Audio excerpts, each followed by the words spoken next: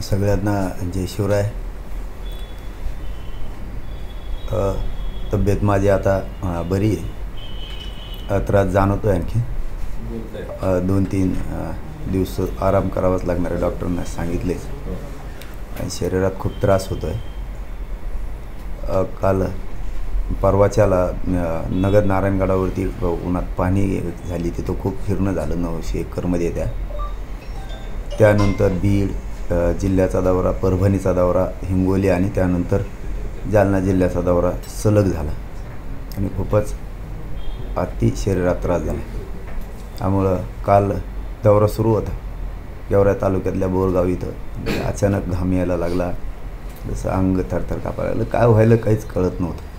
त्यामुळं मग कालचे दौरे रद्द करून संभाजीनगरला गॅलेक्सीमध्ये ॲडमिट झाले। आता तब्येत बरी का, काळजी करायची गरज नाही, माझ्या बांधवांना सांगणं गरजेचं होतं, ते सांगितलं। आणि आता 5व्या टप्प्यातसुद्धा निवडणूक आहे। त्या 5व्या टप्प्यातल्या निवडणुकीत आणि इथून पाठीमागे झालेल्या टप्प्यातही मी किंवा माझ्या समाजानं कोणालाही पाठिंबा दिलेला नाही। महाविकास आघाडी असो किंवा महायुती असो किंवा अपक्ष असो किंवा कोणी कुठले असू द्या, कुठले दुसरे धरातून वंचित असतील, सगळे कोणालाही आम्ही पाठिंबा दिलेला नाही। समाजाच्या खांद्यावर जबाबदारी, समाजानं ज्याला सहकार्याचं त्याला सहकार्य करावं, म्हणजे कोणालाच नाही। नाशिक जिल्ह्यातसुद्धा काही ठिकाणी अशा पोस्ट फिरल्यात की मी पाठिंबा दिला, मी कोणालाच पाठिंबा दिलेला नाही किंवा माझ्या समाजानं पण नाही। समाजाला जे करायचं ते त्यांनी करावं, फक्त आपल्या समाजात फूट नको हे सगळ्या बांधवांनी लक्षात घ्यावं। आपण टिकून राहायचं, ही निवडणूक येत असती जात असते, कुठेही काही होऊ नये, नाराजा होऊ देऊ नका, ही माझी समाजाला विनंती आहे। कारण दुसरा निवडून येऊन जाईल, आपल्यात नाराजी नको। म्हणजे नाशिक जिल्ह्याविषयी पण आणि सगळ्याच जिल्ह्याविषयी पण सांगतो की आपण कोणालाच पाठिंबा दिला नाही,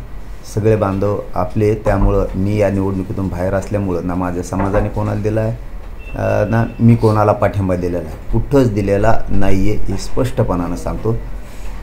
हे सगळ्यांना समजून घ्यावं। पण ही 5व्या टप्प्यातली निवडणूक हे मायबाप मराठा समाजाने भावनिक होऊ नका, हे माझं तुम्हाला विनंतीपूर्वक सांगणं आहे। मराठा समाजाला भावनिक होऊ नका। हे 4 दिवस येतील, चपलासकट पाय पडतील, पुन्हा विसरून जातील। त्यामुळं आपल्या लेकरांच्या बाजूनं राहा। आपल्या लेकराच्या आरक्षणाची बाजू कोण बोलतं आहे? सगळ्या स्वऱ्यांची अंमलबजावणी मराठा आणि कुणबी एकच आहे, हा कायदा पारित करतो आहे।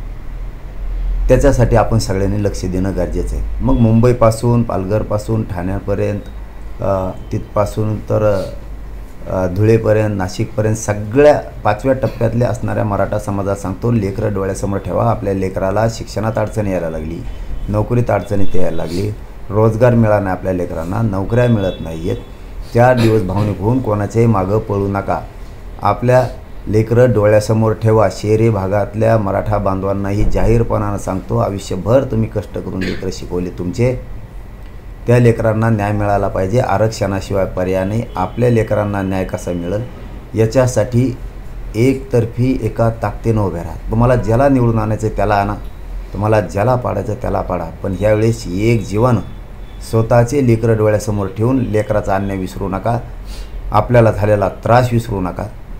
आणि ज्याला पाडायचं आहे त्याला पाडा, ज्याला निवडून आणायचं त्याला पाडा, पण इतकं ताकदीनं यावेळेस 5व्या टप्प्यातलेही सगळ्यांकडे बारकाईने लक्ष ठेवून ताकदीनं सगळ्यांना पाडा, ही माझी विनंती आहे। कारण लेकरं उघडे पडू देऊ नका। हे 4 दिवस येतील, पाय पडतील, त्यांच्या एकदा निवडणूक झाली की पुन्हा ती विसरून जातील, आपल्याला कोणी विचारणार नाही। एकजूट दाखवा, मतात ताकद मराठ्यांनी दाखवा, ही सगळ्यांना माझी विनंती।